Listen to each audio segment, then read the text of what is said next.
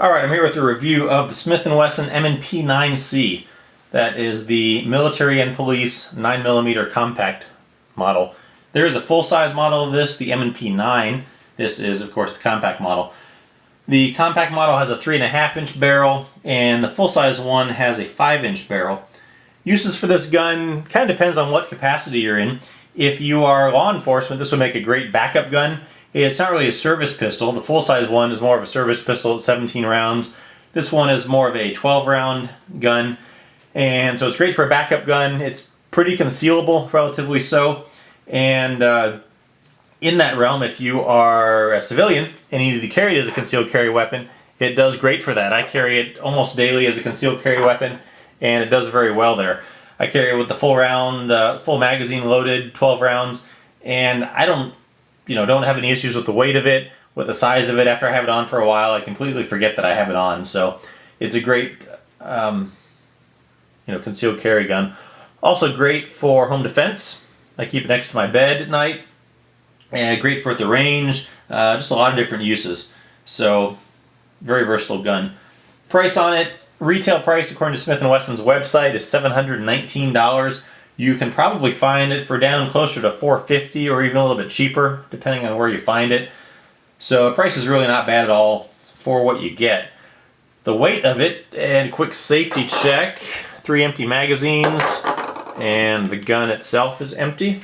So the weight of the empty gun, 21.7 ounces they say. Empty magazine,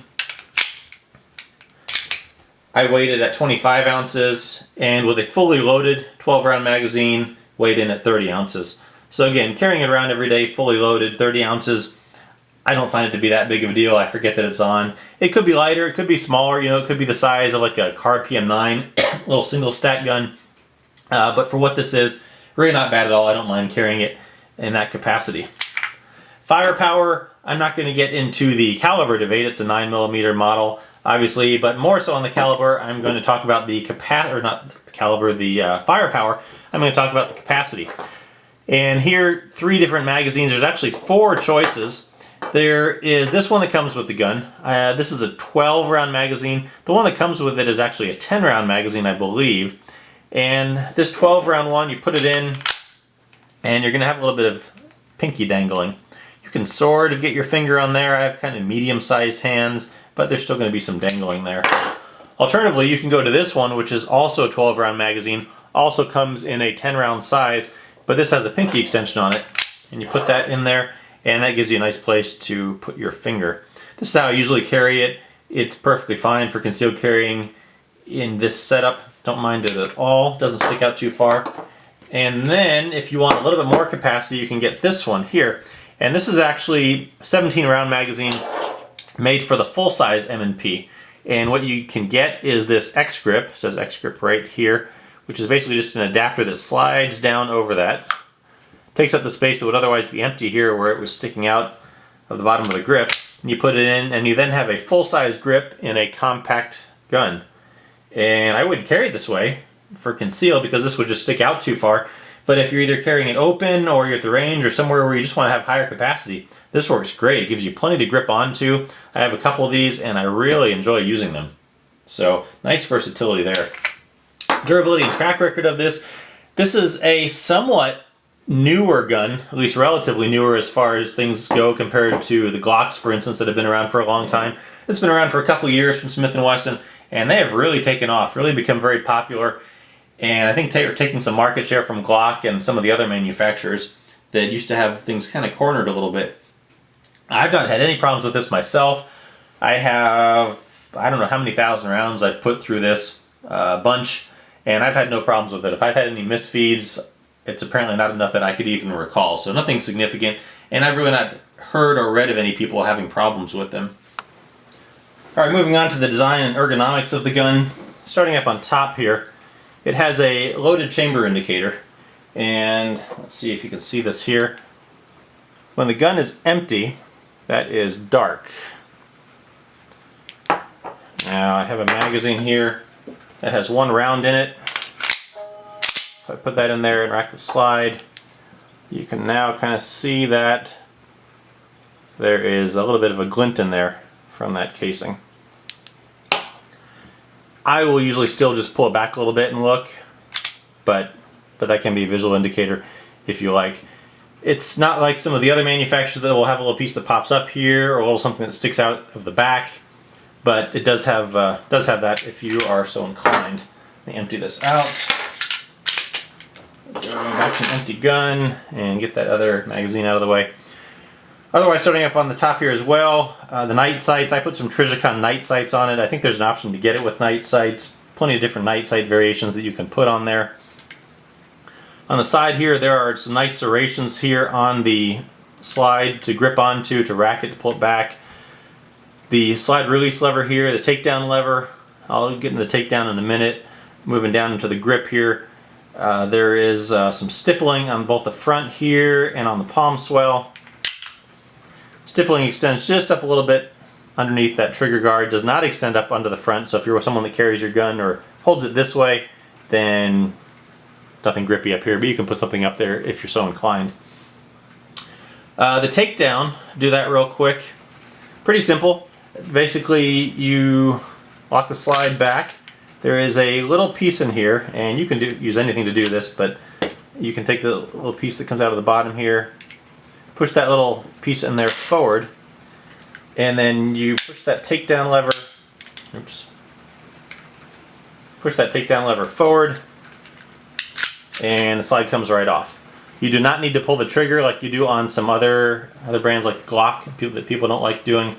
So very nice and neat there. I'm not going to take it all the way apart, but you can take the spring out and the barrel, but I'm not going to do all that. But you get the basic idea there. Slides back on, pretty easy.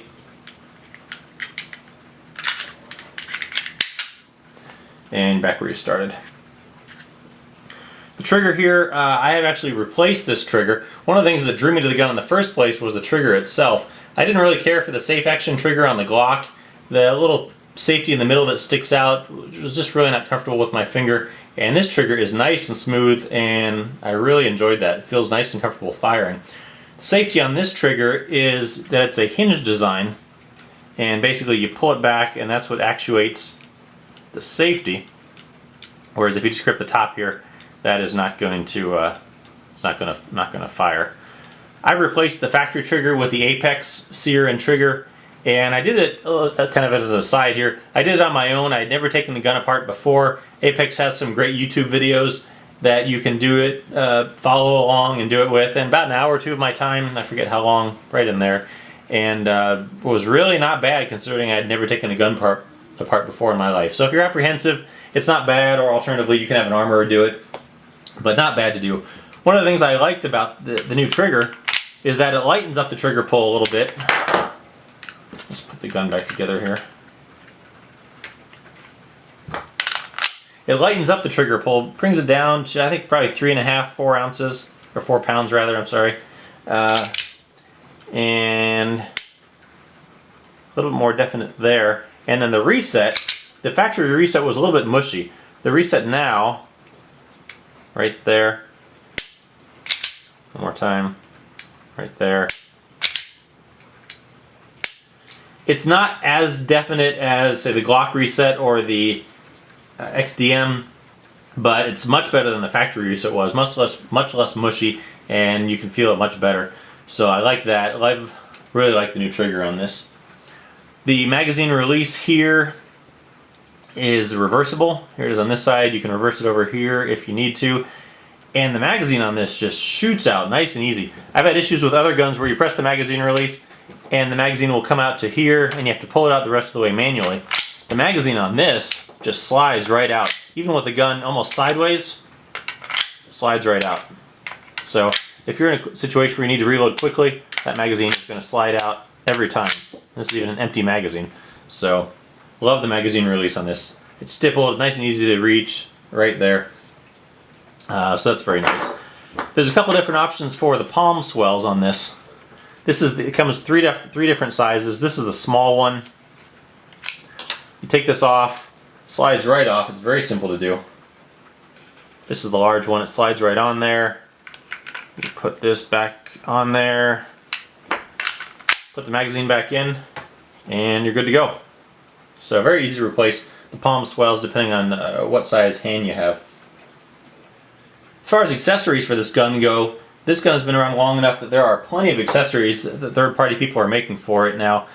Plenty of different night sight options, different trigger options, lights. It has a Picatinny rail up here if you want to put a light on it like this Streamlight TLR3. You can mount that on there. Works very well.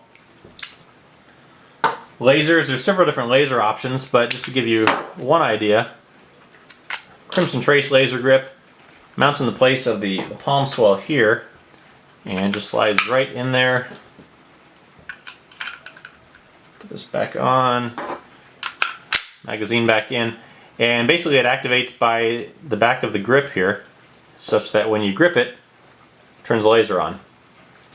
Goes along the side here, and so they've designed it so that if you index your finger up along the side of the gun, that laser is not going to be visible if you don't want to, shoot out into the room wherever you are. So it's a nice feature they've done there. There's a couple different laser options. This one is going to give you a bigger grip compared to the, if you have smaller hands and you're using the small grip, this is going to make it bigger. If that's an issue for you, you can consider some of the other laser options. Either one that mounts up on front here. There's several that mount up on top. But again, just plenty of different options there. There are plenty of holsters for this gun. Again, any accessory you want exists for this gun because they've been around long enough. It has enough market share now that it's doing really well. So overall, really enjoying this gun. It's great to shoot. It's comfortable. I love the trigger. The price is not bad. It's very versatile depending on what kind of capacity you use it for. And it's just a great gun. So check one out. Thanks for watching.